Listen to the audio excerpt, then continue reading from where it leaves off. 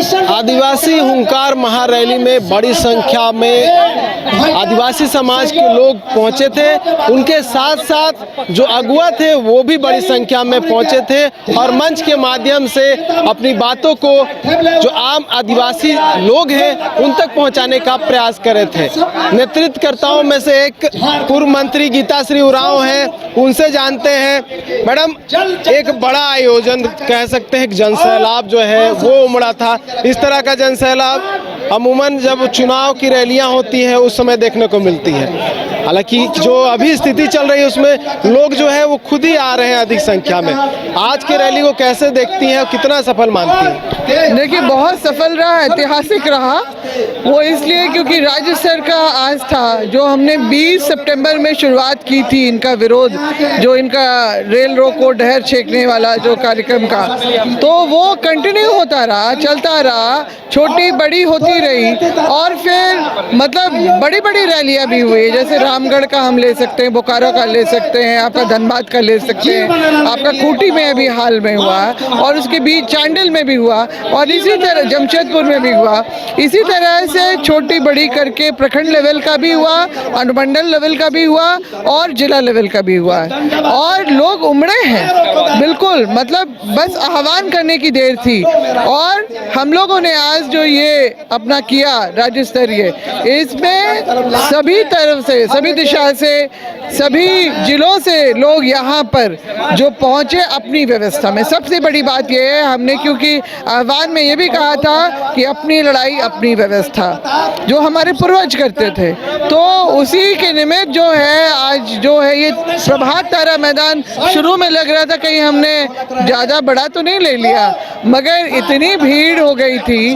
तो यही देखना है कि लगातार लोग आते रहे और ये उनके मन में था कि जो अभी आग लगी है इन लोगों की कुर्मियों के मांग के विरुद्ध, जो आक्रोश है उसको यहाँ रांची राजधानी में प्रदर्शित करना है। इसीलिए यहाँ पर लोग शामिल हुए और जो है यहाँ पर निश्चित रूप से दिखना होना ही चाहिए। शिक्षा मंत्री आपका जो महाराष्ट्र से जो हमारे अखिल भारतीय आदिवासी विकास परिषद के आए, जो राष्ट्रीय युवा अध्यक्ष भी हैं, तो उन्होंने बताया कि वहाँ पर भी बंजारा और धनगढ़ जाति भी आदिवासी स्टेटस मांग रहा है। तो वहाँ पर भी आदिवासियों ने बहुत जबरदस्त जो विरोध किया, तो वहाँ की सरकार ने लिखित रूप से दे दिया कि गैर आदिवासियों को हम लोग शामिल नहीं कर सकते, नए लोगों को हम लोग शामिल नहीं कर सकते।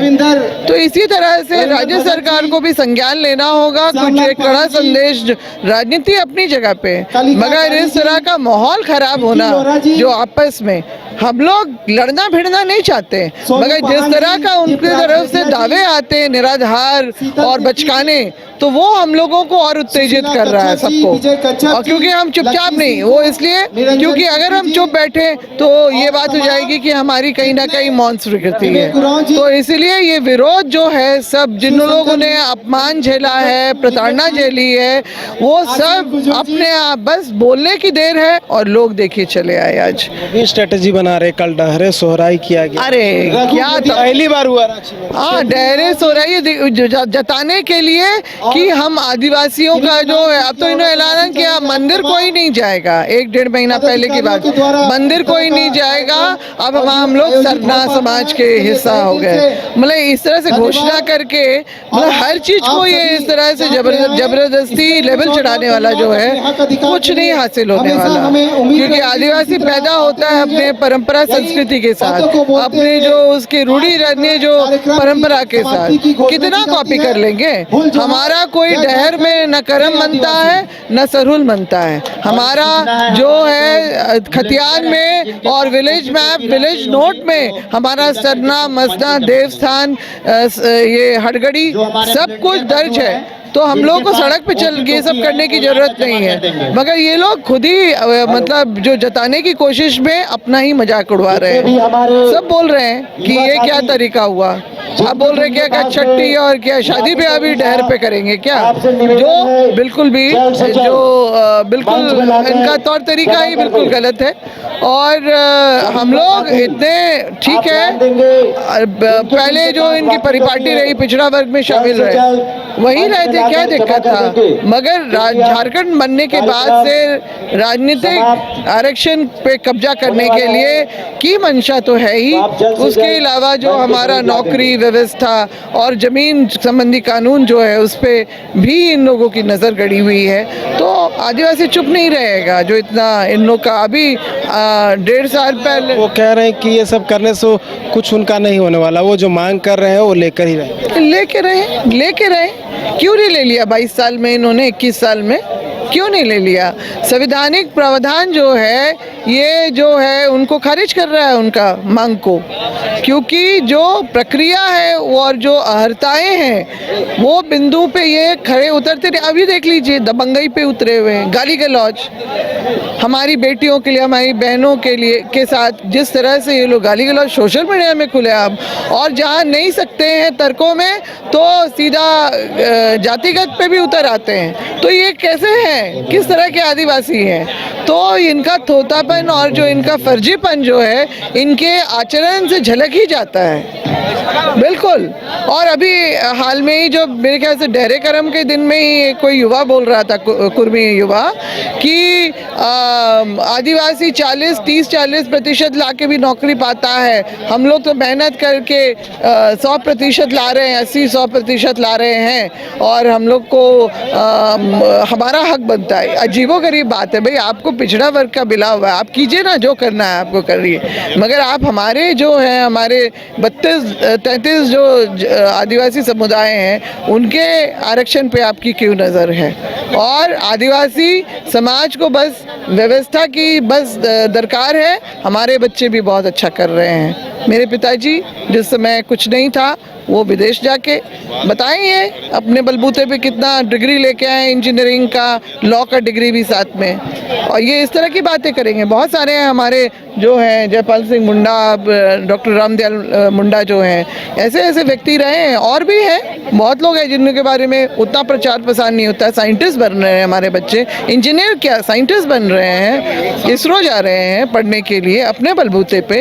तो ये कौन से किस दुनिया में रह रहे हैं? इनका मकसद वही है, किसी भी तरह से दर्जा हासिल करके जो आदिवासियत को ख़त्म करने का जो षड्यंत्र 1994 में जो आरएसएस के हेडक्वार्टर में रचा गया था, कहीं ना कहीं ये उसमें शामिल हैं। नवंबर में रैली शुरू होना है उन लोग का, आप लोगों का तो रैली हो गया, वो उनका रैली जो है जिलावार तरीके से होना है और मांग वही रहेगी। मांग करें, कर ले ना, इनके जो नेता लोग हैं इन पे पैसा झोंक रहे हैं। यहाँ देखिए सब जो हमारे सब लोग जो है खुद से आए हुए पैसा दिया आ रहा है, हाँ पैसा जेल के बिल्कुल जेल के मासू का आप लोग बिल्कुल नहीं, बैक सपोर्ट तो है ही। बैक सपोर्ट कौन कर रहा है? बैक सपोर्ट यही नेता लोग ही कर रहे हैं, कुर्मी समुदाय के ही कर रहे हैं। पहले खुल के नहीं आ रहे थे, मगर इनको लगा कि समाज भी आ गया है पटरी पे, पटरी मतलब रेल की पटरी पे, तब इन लोगों का हौसला बढ़ा और तब ये लोग ने फ्रंट पे आके बोलना शुरू किया। इससे पहले कहाँ था? मैं भी तो सुदेश महतो जी के साथ में सदन में रही हूँ, वो घुमा घुमा के करते थे मगर कभी भी खुल के बोला नहीं उन्होंने, मगर हम लोग समझते थे, उसी समय से समझ रहे हैं उन लोग का क्या मंशा है, क्या कर रहे हैं लोग। तो अभी आज के डेट में तो आदिवासी समाज मतलब जब तक संवैधानिक प्रक्रिया चलती रही तब तक लोग शांत थे, जैसे इन्होंने असंवैधानिक तरीका अपनाया वैसे ही आदिवासी समाज ने भी विरोध किया। 2022 में हमने किया था, 23 में हमने इनका फेल किया अनिश्चितकालीन, और अभी 25 में भी इनका जो है हमने विरोध किया तो एक ही दिन रहा। और ये इस तरह का क्या साबित करना चाह रहे हैं आखिर? रिजल्ट का अल्टीमेट रिजल्ट क्या देख रहे हैं इस पूरे आंदोलन का? नहीं, हम लोग भी लगे रहेंगे। सरकार को ये समझना होगा, संज्ञान लेना होगा कि आदिवासी समाज इनको कभी भी स्वीकार नहीं करेगा। इतना सरकार की ओर से स्टैंड चाहिए, बिल्कुल चाहिए, उनको समझना होगा। और अगर जो है ये लटका लटकी वाली जो बात अगर चल रही है तो कहीं ना कहीं जो है आपस में लड़ाना भिड़ाना और अपनी जो सिद्धि जो अपना मतलब वहाँ पर करने करने का भी बात हम लोग को समझ में आती है। तो इसलिए मैं तो जो समुदाय के लोग हैं उन लोग से भी बोलेंगे कि कुछ राजनीतियों के उकसावे में आके माहौल ना बिगाड़े, वो परिवेश ना बिगाड़े। भले ही ठीक है, दुराव रहा है, भेदभाव रहा है, मगर जिस तरह से अभी लड़ने भिड़ने और गाली गलौज पे लोग उतरे हुए हैं तो वो कम से कम नहीं होना चाहिए था। तो ये सब चीज़ें नहीं होनी चाहिए, ये क्लियर कहा जा रहा है। और आपने देखा कि किस तरह से कई रैलियां जो है वो आयोजित की जा रही है रांची में, और साफ तौर पे एक ही संदेश जो है वो देने का प्रयास किया जा रहा है कि कुर्मी समुदाय की ओर से जो आंदोलन किया जा रहा है उसका आदिवासी समाज खुले तौर पे विरोध करेगा, और इसमें केंद्र सरकार की ओर से भी मंशा क्लियर करनी चाहिए कि केंद्र सरकार इसको लेकर क्या कुछ सोचती है। इस बाइस्कोप के लिए अपने सहयोगी नितेश के साथ नीरज कुमार, रांची।